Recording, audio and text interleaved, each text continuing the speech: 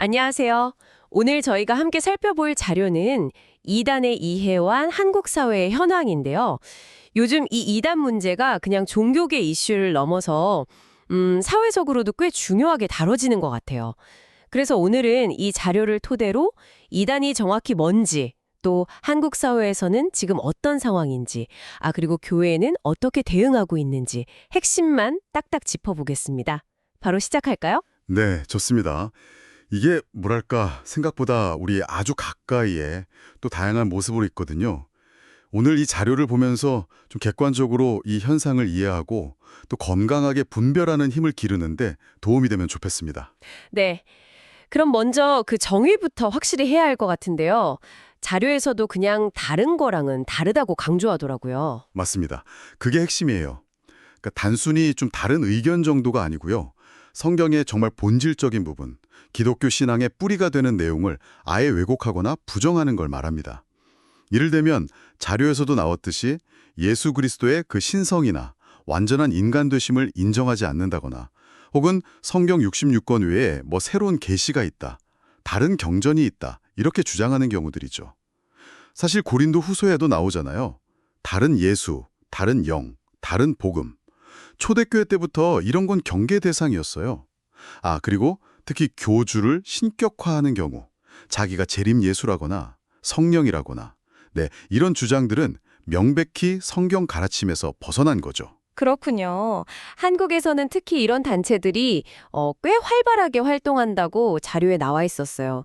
뭐 신천지나 하나님의 교회 같은 이름도 보이고요. 네, 신천지, 하나님의 교회, 뭐 구원파, 여호와의 증인, 통일교 등등 대표적인 예시로 자주 언급되죠. 각자 교리도 다르고 접근하는 방식도 좀 다른데요. 예를 들어 신천지는 그 성경 공부를 믿기로 해서 정체를 숨기고 접근하는 전략으로 유명하고요. 하나님의 교회는 어머니 하나님이라는 좀 독특한 교리를 내세우는 게 특징이죠. 어머니 하나님이요. 네, 이게 왜 문제가 되냐면 전통적인 기독교의 그 유일신 사상과는 다르기 때문에 이제 주요 교단에서는 이단으로 보는 거죠. 그런 활동 때문에 생기는 피해도 자료에서 보니까 정말 심각하던데요. 단순 신앙 차원을 넘어서는 것 같아요. 그렇습니다.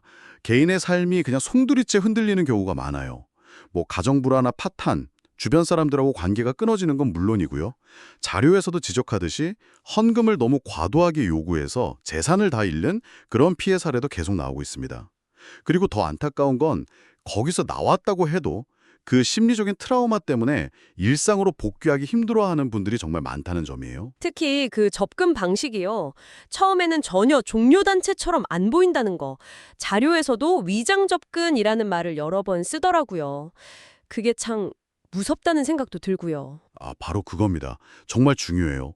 뭐 문화 강좌나 무료 심리 상담, 봉사 활동, 아니면 취미 동호회 같은 거 있잖아요. 네, 아주 일상적인 모습으로 다가와요. 겉으로는 되게 친절하고 뭔가 좋은 일을 하는 것처럼 보이니까 경계심이 낮아지죠. 그러다 보면 자기도 모르게 어느새 깊숙이 관여하게 되는 거예요. 그래서 이게 단순히 어떤 특정 종교 안의 문제가 아니라 정말 우리 사회 전체가 좀 관심을 가지고 봐야 할 문제다라고 이 자료는 분석하고 있는 거죠. 네. 이런 상황에 대해서 한국교회의 대응도 좀 달라져 왔다고 자료에 나오던데요. 처음에는 약간 소극적이었다가 지금은 훨씬 적극적으로 바뀌었다. 이런 내용이었죠? 네, 맞아요. 초기에는 주로 그냥 뭐 해당 단체 사람들 교회 못 들어오게 막거나 아니면 게시판에 주의 뭐 이런 거 붙여놓는 정도였죠. 좀 방어적인 조치가 많았어요.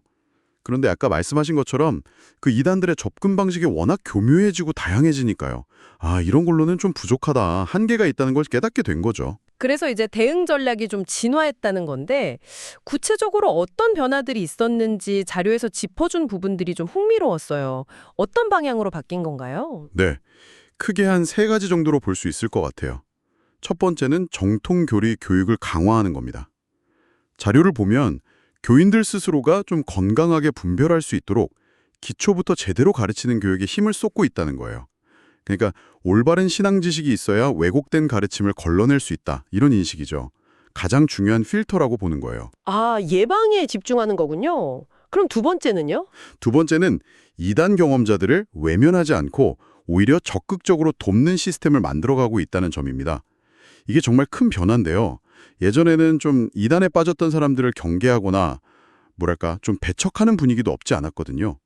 근데 이제는 전문적인 상담이나 치유 프로그램을 통해서 그분들이 다시 좀 건강한 공동체에 잘 정착할 수 있도록 돕는 데 힘쓰고 있다. 이 점을 자료에서 강조하더라고요. 와, 그건 정말 중요하고 긍정적인 변화네요.